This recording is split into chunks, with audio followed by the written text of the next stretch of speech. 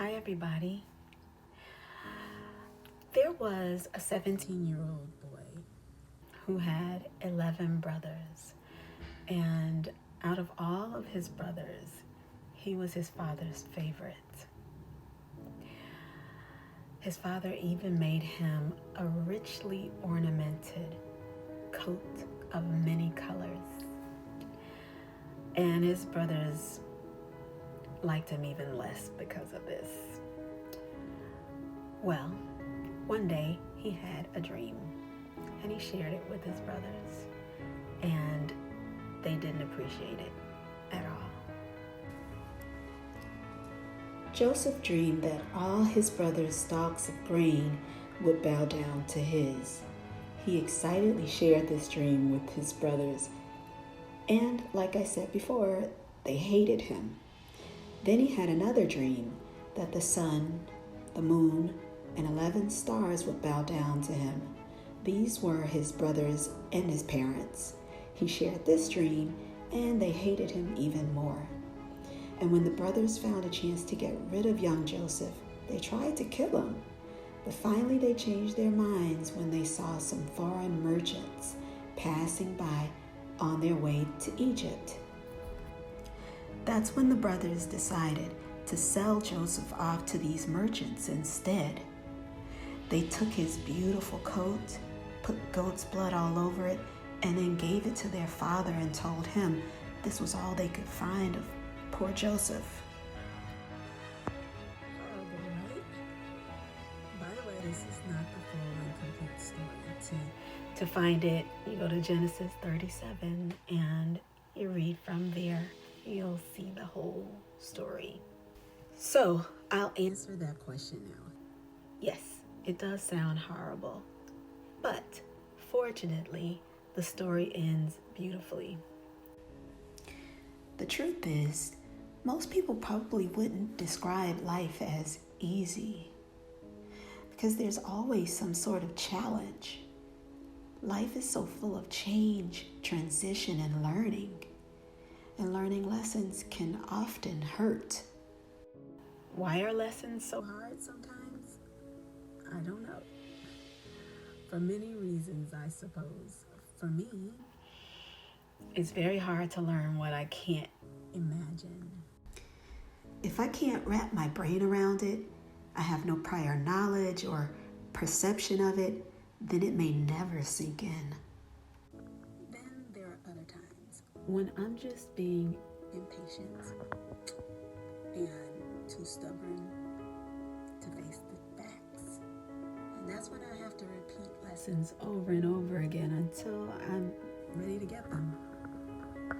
And so right now, in my life, I'm learning that I have to pause and I have to look at the situation, my involvement or lack thereof, and then look at my cycles and patterns and finally breathe that in and agree to learn the lesson that I'm being taught. For example, have you ever tried to force something? A conversation, a relationship, a creative project, but it just wasn't feeling right. It wasn't being done right. It wasn't being said right. You knew you had doubts. You felt it while it was happening, but you rushed or you persisted. You wouldn't let it go.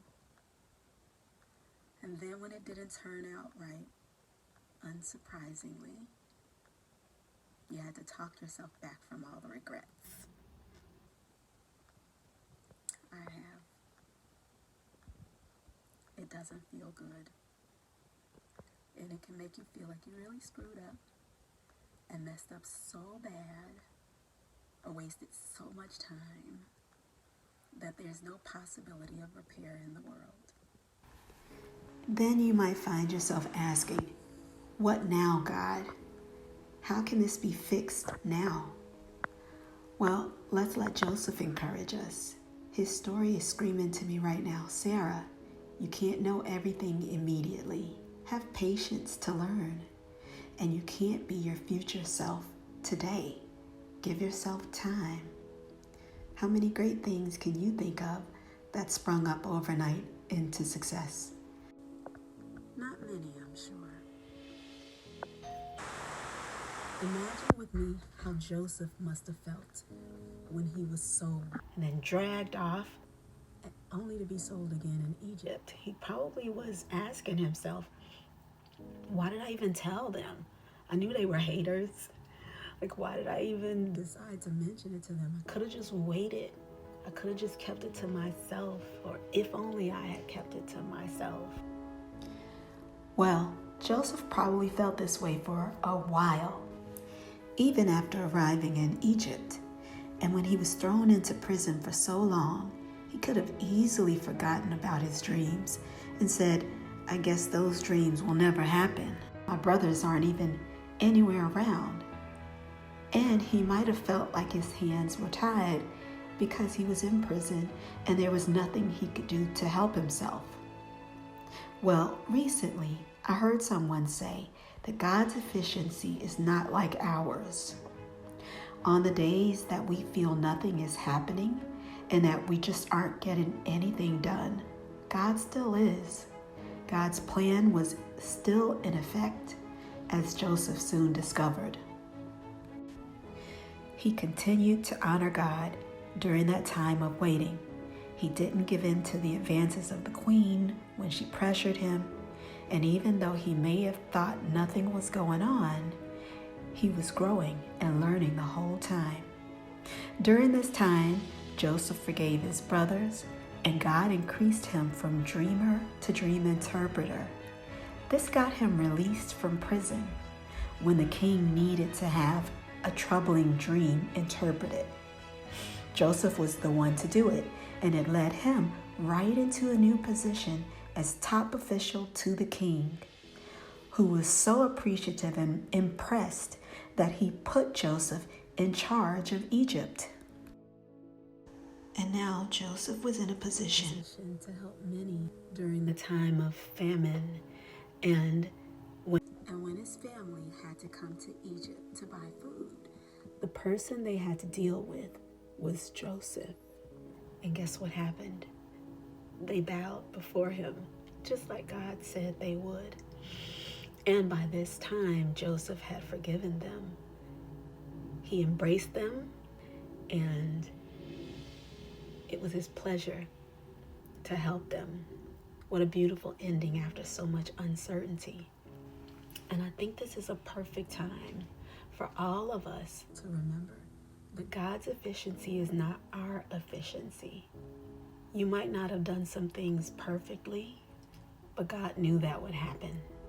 He still got a plan, and it's working right now. Keep holding on, everybody. God bless you.